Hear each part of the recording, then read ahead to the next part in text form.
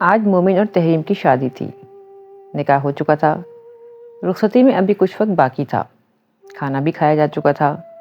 تحریم دلہن بنی اسٹیج پر بیٹھی تھی۔ دوست احباب تحائف لیے ندرت اور تحریم کو مبارکباد دینے اسٹیج پر پہنچ رہے تھے۔ وسیلہ نے مومن بھیا کی کال آنے پر اپنا دوپٹہ پھیلا کر اوڑھا اور زنانہ ہال کے دروازے سے باہر نکلی۔ مردانہ ہال کا دروازہ ساتھ والا ہی تھا اور سامنے پارکنگ تھی جہاں نیم تاریکی سی تھی، لیکن وسیلہ نے منصب کو پہچان لیا تھا۔ وہ اپنی جیپ کے بونٹ سے لگا بالکل اکیلا کھڑا تھا۔ اسے دیکھ کر وسیلہ کو اپنا کام بھی بھول گیا۔ فوراً ہی 2 قدموں میں وہ منصب تک پہنچی۔ آپ یہاں باہر کیوں کھڑے ہیں؟ اندر مردانہ ہال میں چلے جاتے۔ جی میں ابھی اندر سے ہی آیا ہوں، رمشا کو کال ملا رہا ہوں بلانے کے لیے، لیکن وہ پک نہیں کر رہی۔ او اچھا۔ وسیلہ ایک دم مسکرا دی۔ اصل میں کل بھی آپ باہر سے چلے گئے تھے تو مجھے لگا آج بھی آپ باہر ہی رکے ہیں۔ ایکچولی کل میں وردی میں تھا، میں نے سوچا آپ پہلے ہی پولیس والوں سے خائف رہتی ہیں، بہن کی شادی میں ایسا مہمان دے کر تو پریشان ہی ہو جائیں گی۔ منصب نے شگفتگی سے کہتے وسیلہ کی طرف دیکھا تو وہ کچھ عجیب ہی نظروں سے اسے دیکھے جا رہی تھی۔ کیا ہوا؟ منصب کو پوچھنا پڑا۔ آپ کو کیسے پتا کہ؟ اوہ، منصب ہنس دیا۔ واقعی وسیلہ اس کی اپروچ کی وجہ نہیں جانتی تھی۔ اب یقین آ گیا کہ اس روز وہ آپ ہی تھیں، بس مجھے 5% ہی شبہ تھا کہ شاید وہ آپ نہ ہوں۔ اس طوفانی رات کی صبح آپ مینگورہ بازار میں تھی نا؟ جی، ہم تحریم کی شادی کی شاپنگ کرنے گئے تھے۔ میں اور رمشا کپڑوں کی خریداری کر رہے تھے، پیچھے سے آپ یہ کہتی ہوئی گزری کہ پولیس والے سے ٹکرانے سے اچھا ہے بندہ کسی چور کے ہتھے چڑھ جائے۔ اوہ، وسیلہ یاد آنے پر بے ساختہ ہنسی تو کچھ دیر ہنستی ہی رہی۔ واقعی جگہ اور ماحول دیکھے بنا بولنا بھی بندے کو نقصان پہنچا سکتا ہے۔ میں نے بس آپ کا انگوری اور نیلا دوپٹہ دیکھا تھا اور چہرے کی ہلکی سی جھلک، لیکن شام کو دریا کنارے جب اسی دوپٹے میں آپ اس بچے کو لپیٹے کھڑی تھیں تو مجھے دیکھ کر حیرت ہوئی تھی۔ مطلب میں پولیس والوں پر اعتراض کر رہی تھی اور وہ اتفاق سے میرے قریب ہی کھڑا تھا۔ جی، اتفاق سے۔ منصب نے معنی خیزی سے پھر اتفاق پر زور دیا اور وسیلہ اس پر زیادہ زور سے ہنس دی۔ اتفاقات کچھ زیادہ نہیں ہو گئے؟ اور ڈھیر سارے اتفاقات میں یہ آج پہلی غیر اتفاقی ملاقات ہے۔ جی، وہ بس یہی کہہ سکی۔ امید اور دعا کرتا ہوں کہ یہ پہلی غیر اتفاقی ملاقات آغاز ثابت ہوگی ڈھیر مزید ملاقاتوں کا، انشاءاللہ۔ منصب سنجیدگی اور اعتماد سے کہتے ہوئے ایک جانب چل دیا۔ وسیلہ نے حیرت سے اس کی پشت کو دیکھا تو سامنے سے رمشا بھائی کی جانب آتی دکھائی دی۔ وسیلہ بھی اس آخری جملے کے اثر سے خود کو باہر نکالتے ہوئے مسکرا کر رمشا کی طرف بڑھ گئی۔ سو بھی جائیں امی۔ وسیلہ اپنے لیے کافی بنا کر کمرے میں جا رہی تھی، جب امی کو گمسم بیٹھے دیکھا تو اندر آ گئی۔ نیند ہی نہیں آ رہی؟ نیند کیوں نہیں آ رہی؟ اتنے دنوں کی تھکاوٹ کے بعد تو خوب سارا آرام بنتا ہے۔ اب آرام کہاں؟ رضوانہ نے تھکی تھکی آہ بھری۔ یہ تو ذمہ داری کا بوجھ اتار دینے کے بعد پتہ چلتا ہے کہ ذمہ داریاں تو شروع ہی اب ہوئی ہیں۔ جب بیٹیاں ماں باپ کے گھر ہوتی ہیں تب تو ان کے کوئی مسائل ہی نہیں ہوتے۔ ہاں صحیح بات ہے، لیکن آپ ایسا کیوں کہہ رہی ہیں؟ تحریم کا معاملہ تو سب کے سامنے ہے۔ آپ کو کیا لگتا ہے تحریم اور نصرت مامی روایتی ساس بہو بننے والی ہیں؟ وسیلہ نے مسکرا کر ماں کو دیکھا تو وہ بھی ہنس دیں۔ بالکل نہیں، ندرت میں اتنا دم کہاں۔ حالانکہ تحریم اپنی حرکتوں سے روزانہ کی بنیاد پر اسے اکسائے گی کہ وہ مجبوراً ساس بن جائے، لیکن پھر بھی وہ دن آئے گا نہیں۔ رضوانہ نے شگفتگی سے کہنا شروع کیا اور وسیلہ نے مسکراتے ہوئے انہیں بولنے دیا۔ تو پھر آپ بھی اچھی اچھی باتیں سوچیں، سب خیریت رہے گی انشاءاللہ۔ آج تمہارے بابا کی کمی بہت محسوس ہوئی۔ میں وہ بات پوری نہ کر سکیں اور ایک دم ہی رونا شروع ہو گئیں۔ وسیلہ نرمی اور محبت سے ماں کا بازو سہلاتی رہی۔ ان کا اگر دل بھر آیا تھا تو انہیں رو لینا چاہیے تھا۔ آج تحریم کو رخصت کیا ہے، کل تمہاری پھر ایلیا کی باری آ جائے گی۔ پتہ نہیں آج کیوں بہت شدت سے یہ احساس ہو رہا ہے کہ اللہ پاک نے مجھے بھی ایک بیٹا عطا کیا ہوتا۔ اللہ کی کوئی مصلحت ہوگی، اور آپ نے تو کبھی بیٹے کا شکوہ نہیں کیا۔ پھر شکوہ اب بھی نہیں کر رہی۔ رضوانہ نے آنکھیں صاف کیں۔ اور یہ تو اللہ پاک کی تقسیم ہے، تو شکوہ کیسا؟ پھر اتنا آگے کی باتیں بھی کیا کرنا؟ پتہ نہیں تم تینوں کی ذمہ داری پورے کرنے کی مہلت، ایسا نہ کہیں۔ وسیلہ نے ان کے منہ پر ہاتھ رکھ دیا۔ کہا نا آپ سے، اچھا سوچیں، اور ہماری شادیوں کے متعلق ابھی سے ہلکان ہونے کی کوئی ضرورت نہیں۔ مجھے اپنی اسٹڈیز کمپلیٹ کرنے دیں، مستقبل کا تصور ہی کرنے ہیں تو مجھے ایڈوکیٹ وسیلہ جمال کے روپ میں دیکھا کریں. پھر ایلیا بھی کتنی لائق ہے اس اسٹیٹس میں، ضرور کچھ بن کر دکھائے گی آپ کو انشاءاللہ. مدر ٹریسا بنے گی وہ تو.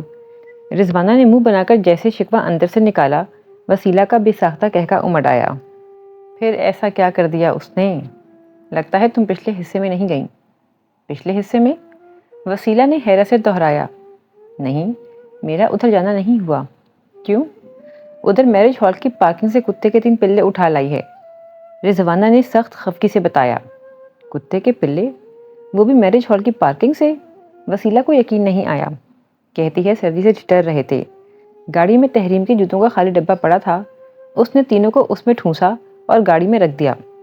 مومن دلہن کے بیٹھنے کے لیے جگہ کرنے لگا تو ڈبے سے نکل کر وہ اچھل کود مچائی ان پلوں نے کہ توبہ! تحریم دلہن بنی الگ ناچ رہی تھی. مومن کھا جانے والی نظروں سے ایلیا کو گھور رہا تھا، اور وہ تھی کہ ایک ایک کو پکڑ کے قابو میں کر رہی تھی. رضوانہ نے تفصیل سے بتانا شروع کیا تو وہ ہنس کر بے حال ہو گئی. حیرت ہے، تم نے یہ سارا منظر نہیں دیکھا؟ میں ادھر دوسرے گیٹ پر مہمانوں کو رخصت کرنے میں لگی تھی. ندرت مامی نے ذمہ لگایا تھا. اچھا ہاں وسیلہ، وہ تمہارے نئے گیسٹ رمشا اور اس کا بھائی؟ جی جی. وسیلہ کا دل نہ جانے کیوں عجیب طرح سے دھڑکا.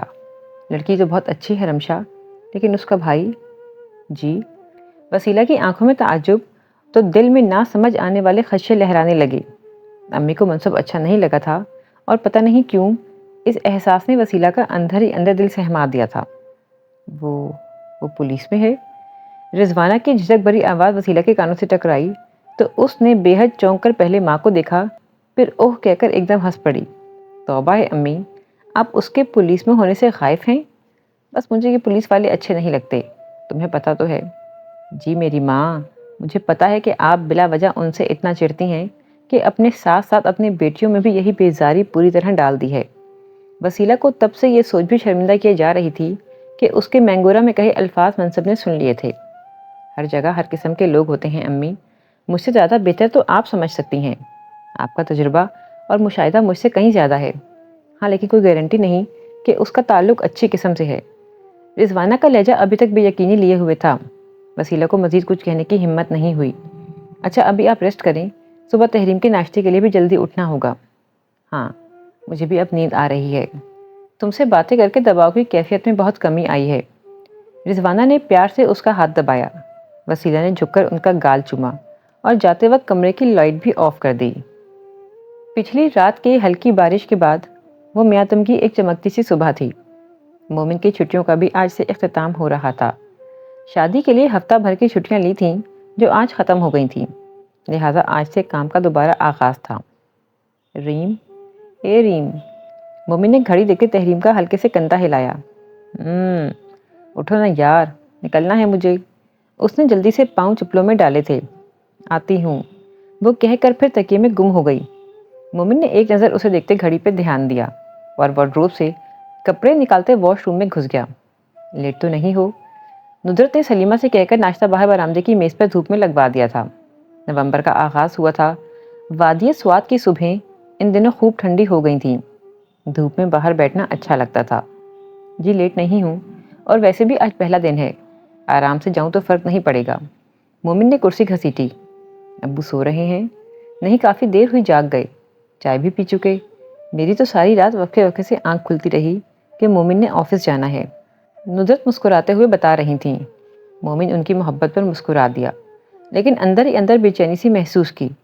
سلیمہ نے پراٹھے لا کر سامنے رکھے تو مومن نے انہیں روکا.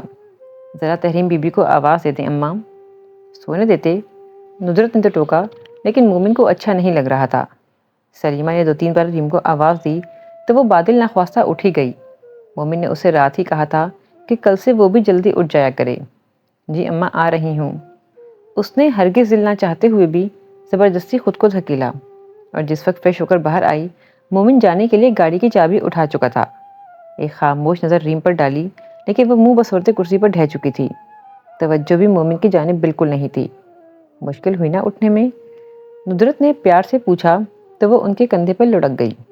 ہاں تو اور کیا مامی، مومن نے ہی کہا تھا صبح جلدی اٹھ جانا، میں نے تھوڑی آفس جانا ہے. ہاں بھائی، کیا ضرورت ہے اس تردد کی؟ ندرت ہنستے ہوئے اس کی ہاں میں ہاں ملا رہی تھیں. مومن نے بڑی مشکل سے ضبط کیا۔ ایک تو محترمہ اٹھی لیٹ تھیں، دوسرے امی کو یہ بھی بتا دیا کہ اس کے مجبور کرنے پر جاگی ہیں۔ حد ہے یعنی بے وقوفی کی۔ امی اس کے اٹھ جانے پر ہی حیرت آمیز خوشی کا شکار دکھائی دے رہی تھیں۔ ریم بیگم نے وہ خوشی بھی کھل کر محسوس نہیں کرنے دی۔ فائدہ ویسے مجھے بھی کوئی نہیں ہوا ایسے جاگنے پر، جائیں دوبارہ آرام فرمائیں۔ اس نے موبائل اٹھایا اور پوچھ کی طرف بڑھ گیا۔ جاؤ گیٹ کے باہر تک چھوڑ آؤ ریم، برا مان گیا ہے۔ ندرت نے تحریم کا گال تھپتھپا کر ہوشیار کیا تو وہ جمائیوں پر بمشکل قابو پاتے پورچ میں آ گئی۔ پنک ڈریس میں کھلے ہلکے گیلے بالوں کے ساتھ وہ سادہ چہرہ لیے پیاری تو بہت لگ رہی تھی، لیکن مومن اس وقت حسن بے پرواہ سے ہی عاجز تھا۔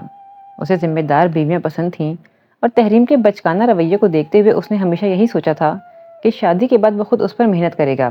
تب اسے یقین تھا کہ وہ اسے بدلنے میں کامیاب ہو جائے گا، پر ذمہ دار بننے کی یہ پہلی صبح شادی کے ہفتے بھر بعد مومن کو اپنی پہلی ناکامی نظر آئی۔ واپسی کب ہے مومن؟ وہ کھلے گیٹ کے باہر تک آ گئی تھی۔ 1 بجے؟ کیوں؟ تب تک کیا کروں گی؟ سخت بوریت ہوگی مجھے۔ وہ کار کے کھلے شیشے پر جھکی۔ تو امی کے ساتھ ہاتھ بٹاؤ، آج لنچ میں مجھے تمہارے ہاتھ کا بنا کچھ کھانا ہے۔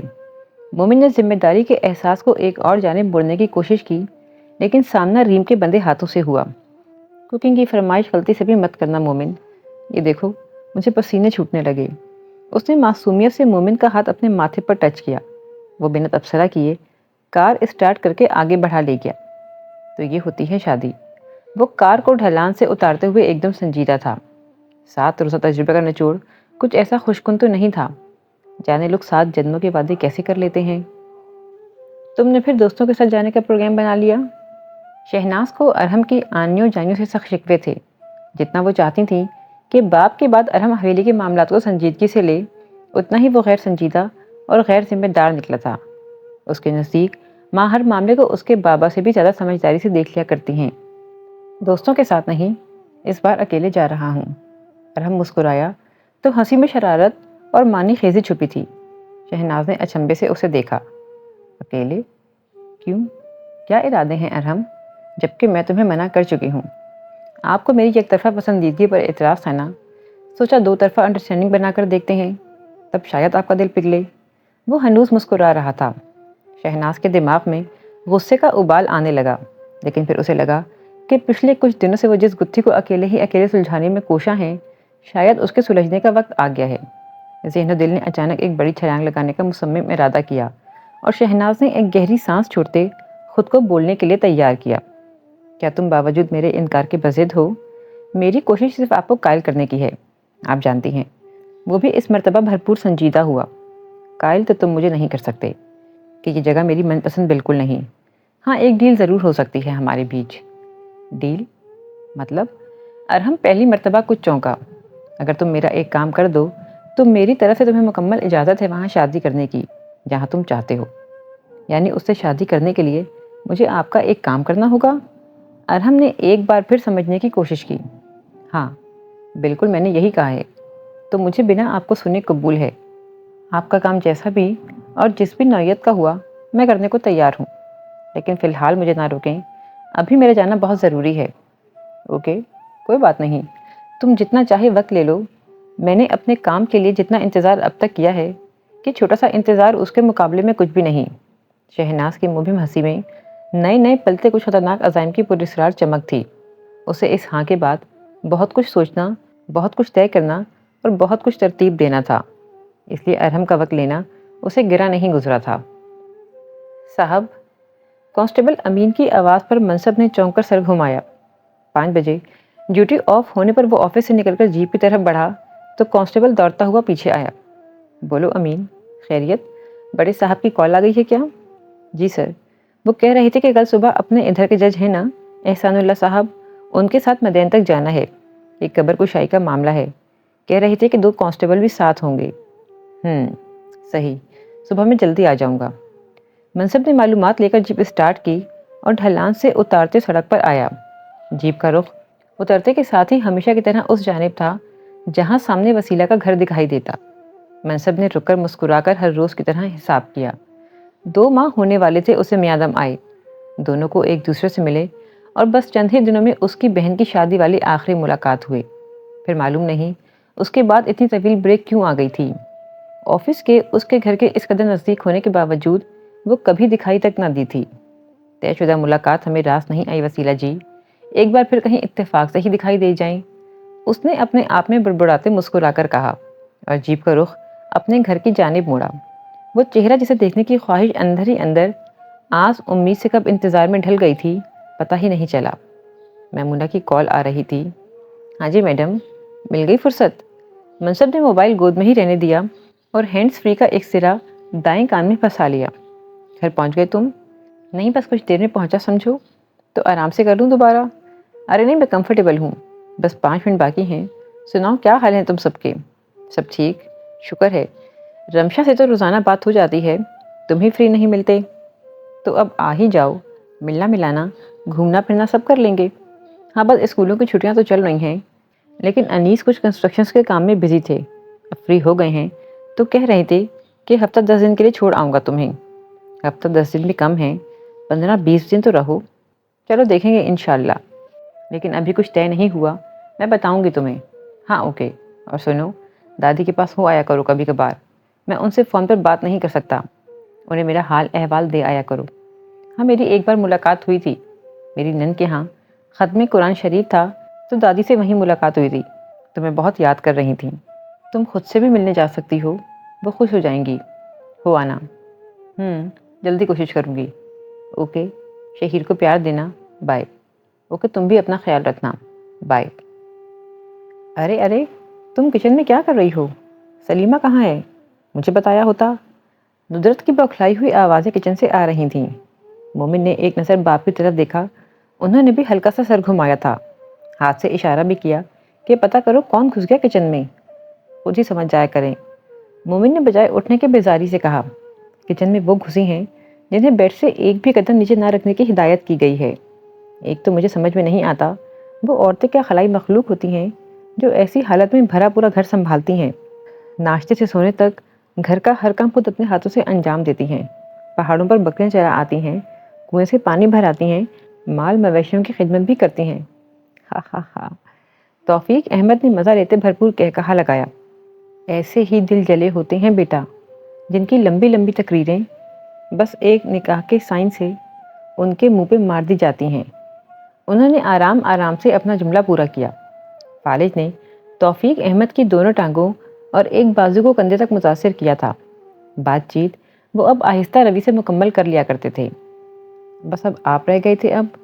مومن جھیم کر خود بھی ہنس پڑا۔ امی تحریم کا بازو تھام کر اسے کچن سے باہر لا رہی تھیں۔ تحریم نے ماموں کو لاؤنج میں بیٹھے دیکھا تو ندرت ممانی کو آنکھوں ہی آنکھوں میں کچھ کہتے اپنے کمرے میں چلی گئی۔ ندرت وہیں بیٹھ گئیں۔ بھئی اب چلنے پھرنے سے تو منع مت کرو، خدا نخواستہ بیمار تو نہیں ہے وہ؟ توفیق احمد نے مومن کا پیغام ذرا اپنے ڈھنگ سے دینے کی کوشش کی۔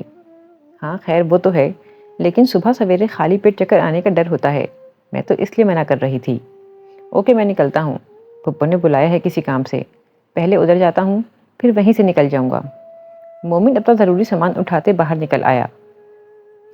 دسمبر کی وہ نسبتاً ایک زیادہ سرد صبح تھی۔ تحریم کو خوشخبری سنائے بھی 1 ماہ ہو چکا تھا۔ گھر میں اس کے ناز اٹھائے جانا یوں تو فطری سی بات تھی، کیونکہ ایک تو مومن خود منتوں مرادوں کے بعد کی اکلوتی اولاد تھا، دوسرے شادی بھی کچھ لیٹ ہو پائی تھی، اسی لیے تحریم کی طرف سے اتنی جلدی گڈ نیوز کا آنا ندرت کے لیے بہت حیرت آمیز خوشی کا باعث تھا۔ السلام علیکم مومن بھائی۔ وہ اپنی ملی جلی سوچوں میں دوسرے گھر کے لاؤنج میں داخل ہوا تو سامنا وسیلہ کی پرجوش مسکراہٹ سے ہوا۔ وعلیکم السلام۔ واہ بھائی، آج تو صبح صبح کتاب، اللہ خیر۔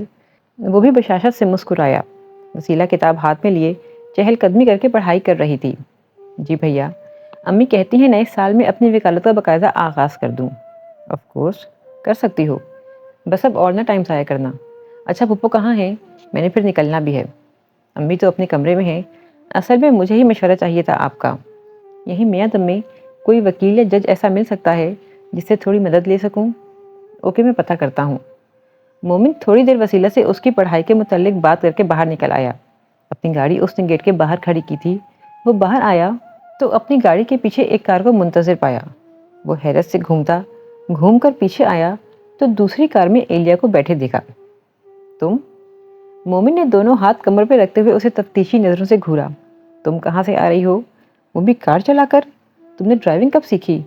وہ پوچھ رہا تھا، آواز میں غصہ بڑھتا جا رہا تھا۔ ایلیا نے خیالوں میں ماتھا پیٹا۔ کچھ دیر بعد یہاں نہیں آ سکتی تھی؟ چنگیز خان کا نزول بھی ابھی ہونا تھا۔ سیکھ رہی ہوں وسیلہ سے۔ وسیلہ تو اندر ہے، اور بھئی بہت دنوں سے سیکھ رہی تھی، اب آ گیا ہے کار چلانا۔ وہ اکتائی ہوئی لگ رہی تھی۔ عمر کتنی ہے تمہاری؟ اس نے ہاتھ کمر سے نہیں ہٹائے تھے۔ وہ ٹلنے کے موڈ میں ہرگز نہیں تھا۔ 17 نہیں 17.5، بس کچھ ہی مہینوں میں تو۔ چپ۔ مومن نے انگلی اپنے ہونٹوں پر رکھ کر اسے خاموش رہنے کا اشارہ کیا۔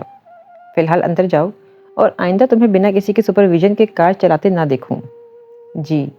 ایک جبری سعادت مندی بمشکل اپنے چہرے پہ لاتے ہوئے اس نے کار دوبارہ اسٹارٹ کی۔ مومن نے اپنی کار میں چابی گھما کر اسے سائڈ سے نکال لیا تھا، البتہ گاڑی اس کے قریب سے گزارتے رک کر بولنا بھی اینڈ فرض تصور کیا۔ ابھی اپنا پورا دھیان پڑھائی پہ رکھو، شناختی کارڈ بنانے کی عمر آئی نہیں اور چلی ہیں کار چلانے، سمجھی؟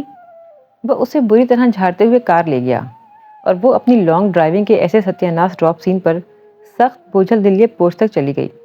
Hulagu Khan. ایلیا کو چنگیز ذرا ہلکا سا لگا تھا۔ پلیز تشریف رکھیں۔ تانیہ نے ہاتھ سے کرسی کی طرف اشارہ کیا۔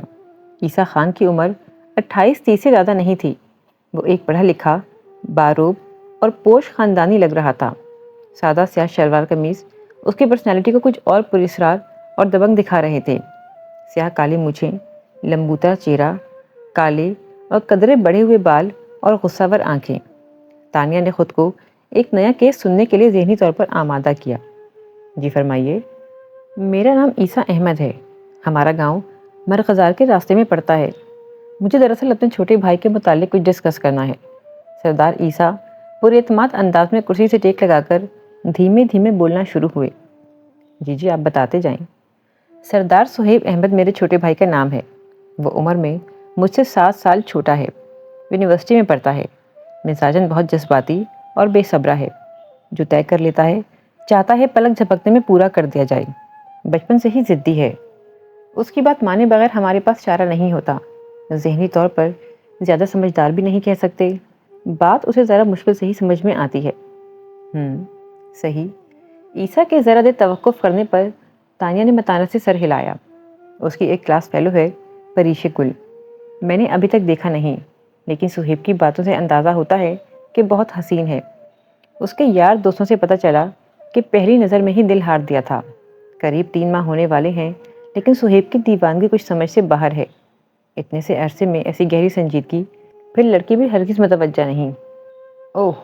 تانیہ کے منہ سے بے اختیار نکلا تو عیسیٰ نے چونک کر اسے دیکھا، پھر کچھ دیر سوچا۔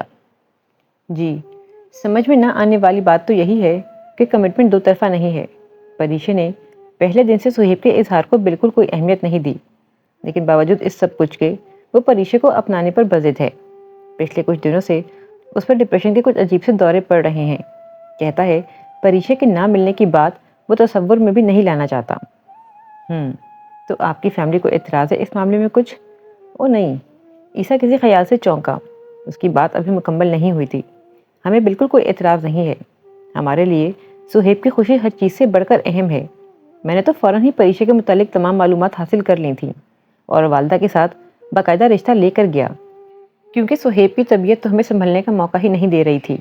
میری اماں الگ پریشان ہیں۔ صحیح، میں سمجھ گئی۔ پھر؟ جی بس جب وہاں گئے تو معلوم ہوا کہ پریشے بچپن ہی سے اپنے کزن سے منسوب ہے اور اس رشتے میں کسی قسم کے بگاڑ کا کوئی امکان ہی نہیں، لیکن صہیب پھر بھی سمجھنا نہیں چاہتا۔ تانیہ نے بات پوری کی تو عیسیٰ نے مایوسی سے سر ہلا دیا۔ تانیہ نے ایک گہرا سانس لیتے نظریں میز پر جما دیں۔ میں بہت مایوس ہو کر آپ کے پاس آیا ہوں۔ کچھ سمجھ میں نہیں آ رہا اس معاملے کا انجام کیا ہوگا۔ کیا اس مسئلے کا واقعی کوئی حل ہو سکتا ہے؟ کوئی ایسا حل جو صہیب کی لائف کو پہلے جیسا بے فکرہ کر دے؟ عیسیٰ کے خدشات میں بھائی کے لیے محبت اور ڈھیر ساری بے یقینی نظر آتی تھی۔ کیا آپ کو لگتا ہے صہیب پر پریشے کے اثر کی وجہ اس کا حسن ہے؟ تانیہ نے سوال کیا۔ جی، مجھے تو بظاہر کوئی اور وجہ نظر نہیں آتی۔ اور پریشے کا گریز؟ تانیہ نے جاننے کے انداز میں عیسیٰ کو دیکھا تو وہ جیسے نہ سمجھ آنے والے انداز میں تانیہ کو تکے ہی گیا۔ آپ کا مطلب ہے کہ؟ جی، اس مرتبہ تانیہ نے قدرے اعتماد سے سر اٹھایا۔ آپ بتا رہے تھے کہ صہیب کو انکار کرنا آپ کے لیے مشکل ہو جاتا ہے اور اس کی بات مانے بنا چارہ نہیں ہوتا، تو مجھے لگتا ہے ایسے بچے لا حاصل کے معنی ہی نہیں جانتے، جنہیں بچپن سے ہر وہ چیز مہیا کر دی جائے جس کی انہوں نے خواہش کی۔ انہیں ہار، ناکامی، شکست جیسی حقیقتوں کو قبول کرنا بہت مشکل ہو جاتا ہے۔ آپ شاید صحیح کہہ رہی ہیں۔ عیسیٰ کے چہرے کی گہری سنجیدگی جیسے تفکر میں بدلنے لگی، لیکن ہم پھر بھی کچھ نہیں کر سکتے، وہ کسی کی منگیتر ہے۔ آپ مایوس نہ ہوں، ابھی مجھے سہیب کی عادات وغیرہ کی کچھ اور تفصیل بتائیے گا، ہم انشاءاللہ مل کر کچھ حل ضرور تلاش کر لیں گے۔ میں آپ کو سہیل کے متعلق مزید بتاتا ہوں۔ واہ منصب، تمہارا شہر تو بہت پیارا ہے۔ میمونہ گھر کی چھت سے میادم میں شام اترتے دیکھ رہی تھی۔ ہر جانب سفید برف تھی اور نیلی پیلی خوابیدہ روشنیاں۔ میمونہ اپنے شوہر انیس اور بیٹے شہیر کے ساتھ 5 بجے میادم پہنچی تھی۔ انیس سفر کی تھکاوٹ اتارنے لیٹ گیا تھا۔ میمونہ نے شہیر کو بھی اس کے پاس لٹا دیا تھا۔ رمشا نے کچن کا کام سنبھالا ہوا تھا۔ منصب بہن کو لیے چھت پر آ گیا۔ انیس نے اگلے روز واپس چلے جانا تھا۔ وہ تھانہ کے ہائی اسکول میں استاد تھا۔ اسے اپنی ڈیوٹی پر واپس پہنچنا تھا۔ میمونہ اور شہیر نے البتہ 8-10 دن یہیں رہنا تھا۔ منصب اور رمشا سے اس کی تقریباً 4 ماہ بعد ملاقات ہو رہی تھی۔ پہلے کبھی اتنی مدت کے لیے ایک دوسرے سے دور نہ رہے تھے۔ کچھ دن ان کے ساتھ گزارنے کے خیال سے وہ بہت پرجوش اور خوش تھی۔ سنا میمونہ، وہ تم سے رمشا کے رشتے کی بات کی تھی؟ منصب نے چائے پینے کے دوران پوچھا۔ خیال میں تو ہوں، 1-2 لوگوں نے کہا بھی تھا، لیکن دل کو لگا نہیں۔ باقی فکر نہ کرو، مجھے پورا یقین ہے اب تمہاری جاب لگ گئی ہے نا، انشاءاللہ اچھے گھروں کے رشتے آئیں گے۔ حقیقت پسندی سے دیکھو تو ایسی باتیں اہمیت تو رکھتی ہیں، اور پھر صرف رمشا ہی کیوں، وہ شرارت سے کہتے مسکرا دی۔ انیس اور میں سفر میں یہی بات کر رہے تھے کہ اب منصب کو بھی اپنا گھر بسا لینا چاہیے۔ ہاں، لیکن میرے لیے رمشا پہلے، پھر وہ 1 سال بڑی بھی ہے مجھ سے۔ میرے خیال سے تو بھابھی پہلے آنی چاہیے، ورنہ رمشا چلی گئی تو اکیلے مینج کرنا مشکل ہو جائے گا۔ ایسا کچھ نہیں، پولیس کی ٹریننگ میں اکیلے رہنے کی عادت ہو چکی ہے۔ چلو، اللہ پاک خیر فرمائے، باقی پریشان نہ ہوا کرو۔ 26 کی ہوئی ہے ابھی، آج کل اسے اتنی عمر نہیں سمجھا جاتا۔ منصب نے تائید کے انداز میں سر ہلا دیا۔ انیس کو روک لیتی 2-3 روز، ویکینڈ پر آگے کالام سائڈ سے ہو آتے ہیں۔ ہاں، رمشا نے بھی اس سے کہا ہے، لیکن بورڈ کی کلاسز ہیں، اکیڈمی والے بچوں کا زیادہ پرابلم تھا، وہ نہیں چھوڑ رہے تھے۔ باقی ہم تو جائیں گے نا ویکینڈ پہ۔ ارے ہاں، منصب ہنس دیا، ہفتے کے روز نکل جائیں گے، اتوار کا دن آرام سے سیری کرو۔ ہاں صحیح، چلو اندر چلتے ہیں، یہاں تو سچ مچ بڑی ٹھنڈ ہے۔ اسے سمجھاؤ رضوانہ آپی، ایسی حالت میں کیا ضد لے کر بیٹھ گئی ہے۔ ندرت نے نند کی حمایت حاصل کرنے کی کوشش کی۔ تحریم تو آتے ہی صوفے پر لیٹ گئی تھی۔ اب کیا ضد کر رہی ہو ریم، تمہیں بھی ویسے آرام نہیں ہے۔ رضوانہ نے تو بات سننے سے پہلے ہی اسے ڈانٹنا شروع کر دیا۔ گھومنے پھرنے کا ہی تو کہا ہے۔ ریم نے منہ بسورا، جب سے شادی ہوئی ہے کہیں نکلے ہیں کیا؟ ہفتہ بھر ہی تو چھٹی ملی تھی بیچارے مومن کو، اور وہ ہفتہ تو ویسے بھی مہمانوں کی نظر ہو گیا تھا، پھر یہ نئی خبر۔ اب شروع میں تو احتیاط لازمی ہے نا۔ رضوانہ کو پتا تھا کہ ندرت کے نہ ماننے کے پیچھے بھی یہی وجہ ہے۔ ہاں، پر اب تو 2-3 ماہ ہو گئے، آپ ہی کہتی ہیں 4تھے سے سب ٹھیک ہو جاتا ہے، تو مومن کو کون منائے گا؟ وہی تو انکار کر رہا ہے، کہتا ہے ایسی حالت میں سفر اچھا نہیں، بہانے ہیں نرے۔ ایلیا چپکے سے وسیلہ کے کان میں بڑبڑائی۔ ادھر کہتے ہیں ریم کو بستر پہ کیوں سجا بٹھا دیا ہے، نارمل انداز میں سب کاموں میں حصہ لینے دیں۔ تم کیا بڑبڑ کر رہی ہو؟ رضوانہ نے گھور کر دیکھا۔ میں تو یہ کہہ رہی تھی کہ بس کالام تک ہو آتے ہیں ایک ہی دن، اتنا کہاں سفر ہے۔ ایلیا نے تحریم کی سائڈ لی۔ کیا کہتی ہیں آپی؟ ندرت جیسے نیم رضامند ہوئی۔ ہاں، بس کالام تک جانے میں تو کوئی حرج نہیں، ذہن کچھ فریش ہو جائے گا اس کا، ایسی حالت میں ذہنی دباؤ بھی تو اچھا نہیں۔ باقی مومن کو میں سمجھا لیتی ہوں، اسی سنڈے کو ہو آتے ہیں۔ بس ایک دن؟ ایلیا نے منہ بسورا۔ منہ اندھیرے اٹھا دیں گے کہ نکلو، تاکہ شام سے پہلے واپسی ہو سکے۔ وسیلہ کیا کہتی ہو؟ ندرت نے وسیلہ کی رائے لی۔ اگر اپنی کاروں میں جانا ہے تو میرا خیال ہے ہفتے کے دن نکلتے ہیں، مجھے اور بھیا کو ریسٹ بھی مل جائے گا۔ ہاں، یہی ٹھیک ہے۔ تحریم نے فوراً ہاں میں ہاں ملائی۔ ایک دن کے جانے میں سوائے تھکاوٹ کے کچھ ہاتھ نہیں آتا۔ اوکے، پھر مومن کو منانے کا کام بھی وسیلہ کا، اسی کی سنتا بھی ہے اور مانتا بھی۔ ندرت بھی قائل ہو ہی گئیں، اور یہاں سب جانتے تھے کہ مومن کو وسیلہ کی سمجھداری پر مکمل بھروسہ ہوتا ہے۔